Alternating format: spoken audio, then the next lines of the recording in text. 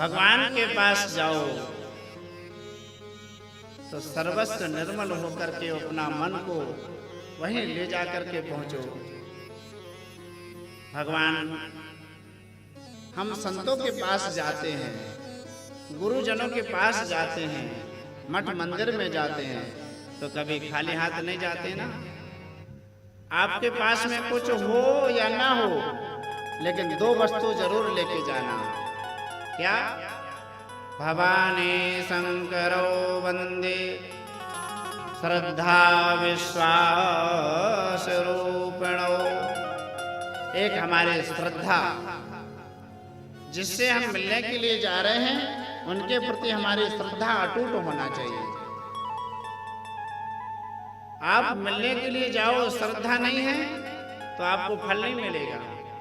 इसलिए जिससे मिलने के लिए जाओ, उसके प्रति हमारी श्रद्धा अगाध होना चाहिए। श्रद्धावान लभते ज्ञानम, गीता जी में आया। शिष्य की यदि गुरु के प्रति श्रद्धा नहीं है तो ज्ञान प्राप्त नहीं होगा। हमारे महापुरुषों के प्रति, हमारे माता पिता के प्रति हमारी श्रद्धा नहीं है, सदैव उनके प्रति हमें श्रद्धा रखना चाहिए और हम श्रद्धा लेकर के जाएं। और दूसरा, विश्वास लेकर के जाएं। हमारा विश्वास उनके प्रति कैसा होना चाहिए? विश्वास हमारा अगाध होना चाहिए। मंत्र जाप मौन दृढ़ विश्वासा। हमारा विश्वास यदि निश्चल है तो वो हमें निश्चित ही फल प्राप्त होगा।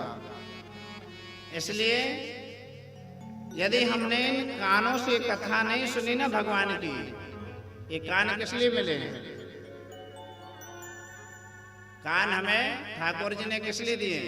सोने के आभूषण पहनने के लिए। क्या ये कानों की शोभा सोने के आभूषणों से है? बोले नहीं। दाने न पारने न तो पुण्य लेना। हाथों की शोभा ठाकुर जी की सेवा करने के लिए मिले हैं, और कानों से भगवान की कथा सुनने के लिए कान मिले हैं। यदि इन कानों से तुमने कथा नहीं सुनी तो क्या है? ये सर्प के बिल के समान है। श्रवण रंध्र यही भवन समाना। इसलिए इन कानों से क्या करना है?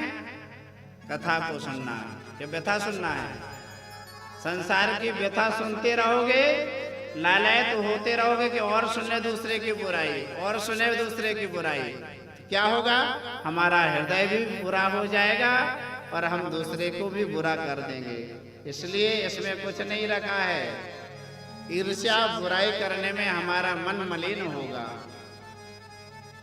और समय अपना व्यर्थ चला जाएगा। इसलिए जो गोविंद ने समय दिया है, उस समय को सार्थक बनाने के लिए हमें भगवान का स्मरण करना है, भगवान का चिंतन करना है और भगवान की कथा को सुनना है। इस प्रकार से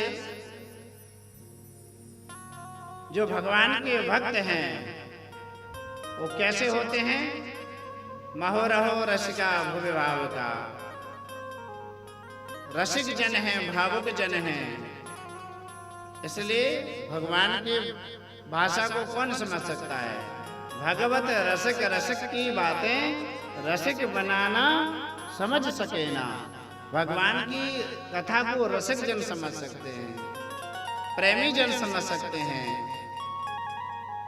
इसलिए श्रद्धा और विश्वास के साथ हमारा भाव भी होना चाहिए और भगवान के प्रति राग भी होना चाहिए। अनुराग नहीं, भगवान के प्रति प्रेम होना चाहिए।